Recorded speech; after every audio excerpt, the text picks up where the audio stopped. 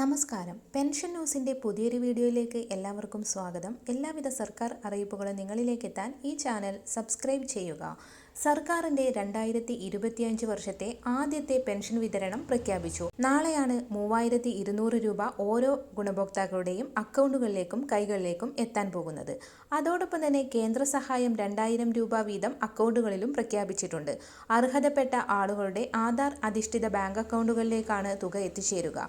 കേന്ദ്ര ഗവൺമെന്റിന്റെ പ്രധാനമന്ത്രി കിസാൻ സമ്മാൻ നിധി യോജന പ്രകാരം രജിസ്റ്റർ ചെയ്ത കർഷകർക്ക് 2025 6000 രൂപയുടെ സഹായധനം ലഭിക്കുന്നതാണ്.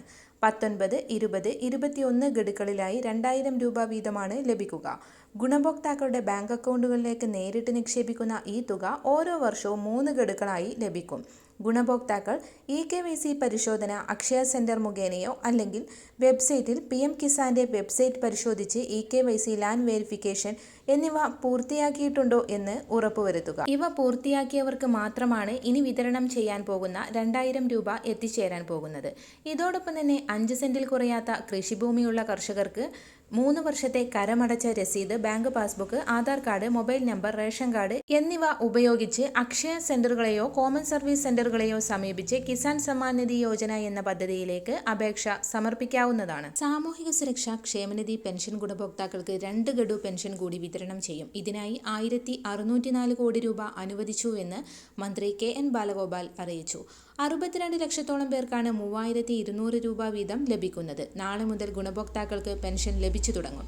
26.62 ലക്ഷം പേരുടെ ബാങ്ക് അക്കൗണ്ടുകളിലേക്ക് തുകയെത്തും. മറ്റുള്ളവർക്ക് സഹകരണ സംഘം ഉദ്യോഗസ്ഥർ വഴി വീട്ടിലെത്തി പെൻഷൻ കൈമാറും. ജനുവരിയിലെ പെൻഷനും ഒപ്പം കുടിശ്ശിക ഗഡുക്കളിൽ 1 ഗഡു കൂടിയാണ് ഇപ്പോൾ അനുവദിച്ചത്. പണഞ്ഞെരുക്കം കാരണം കുടിശ്ശികയായ ക്ഷേമ പെൻഷൻ ഈ സാമ്പത്തിക വർഷവും അടുത്ത സാമ്പത്തിക വർഷവുമായി നൽകുമെന്ന് മുഖ്യമന്ത്രി പിണറായി വിജയൻ നിയമസഭയിൽ വ്യക്തമാക്കിയിരുന്നു.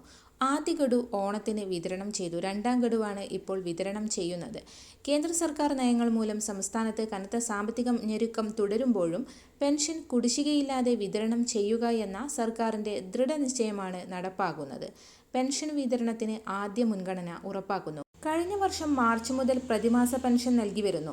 ഈ സർക്കാർ വന്ന ശേഷം 35,400 കോടിയോളം രൂപയാണ് ക്ഷേമ പെൻഷൻ വിതരണത്തിനായി അനുവദിച്ചത്.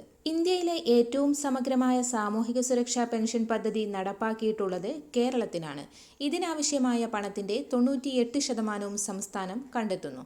2% താഴെ മാത്രമാണ് കേന്ദ്രവിഹിതം. 62 ലക്ഷം ക്ഷേമ പെൻഷൻ ഗുണഭോക്താക്കളിൽ 6.8 ലക്ഷം പേർക്കാണ് ശരാശരി 300 രൂപ വരെ സഹായം കേന്ദ്ര സർക്കാരിൽ നിന്ന് ലഭിക്കുന്നത്. കേരളത്തിൽ പ്രതിമാസ പെൻഷൻകാർക്ക് ലഭിക്കുന്നത് 1600 രൂപയും ബാക്കി മുഴുവൻ തുകയും സംസ്ഥാനമാണ് കണ്ടെത്തുന്നത്. വാർദ്ധക്യകാല പെൻഷൻ, വികലാംഗ പെൻഷൻ, വിധവാ പെൻഷൻ ഗുണഭോക്താക്കൾക്ക് മാത്രമാണ് നാമമാത്ര കേന്ദ്ര പെൻഷൻ വിഹിതമുള്ളത്. ഇതും കുടിശ്ശികയാണ്. എല്ലാവിധ സർക്കാർ അറിയിപ്പുകളും നിങ്ങളിലേക്ക് എത്താൻ ഈ ചാനൽ സബ്സ്ക്രൈബ് ചെയ്യുക.